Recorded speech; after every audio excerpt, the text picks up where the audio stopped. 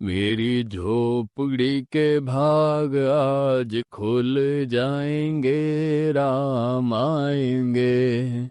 मेरी झोपड़ी के भाग।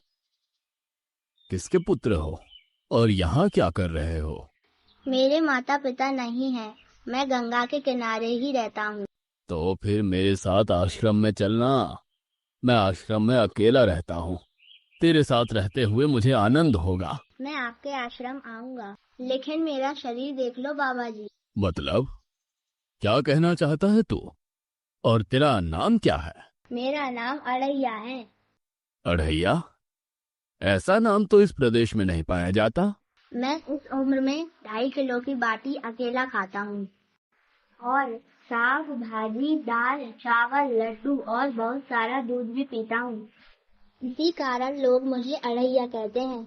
अरे कोठार भरे हैं बच्चा। तुझे जितना खाना हो उतना खाना। और ये अढ़ैया नाम भी मुझे पसंद आया। तो चल आश्रम।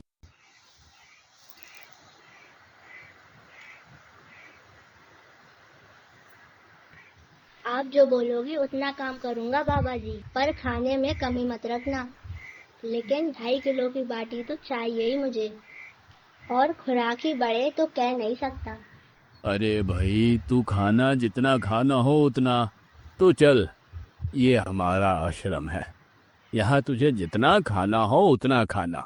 लेकिन हमारे आश्रम का एक नियम है कि ये उपवास एकादशी क्या के दिन होता है बाबा उपवास जी? होता है। उस दिन आश्रम में चूल्हा नहीं जलेगा। उस दिन भूखा ही रहना होता है। ये महीने में कितनी बार आती है? 2 बार। एक पूर्णिमा की एकादशी और दूसरी अमावस्या की। तो 2 दिन भूखा रहना पड़ेगा। हाँ। नमो नारायण, मैं तो जा रहा हूँ। पर क्यों? नहीं बाबा जी, एकादशी के उपवास करने पड़े, ये मुझसे नहीं हो सकता। पर 15 दिन में एक बार तो फल भर पेट खा लेना। दूध ज्यादा पी लेना। नहीं बाबा जी, बाटी तो चाहिए ही, 2.5 किलो। पर आश्रम का नियम है। वो सब मुझे नहीं पता।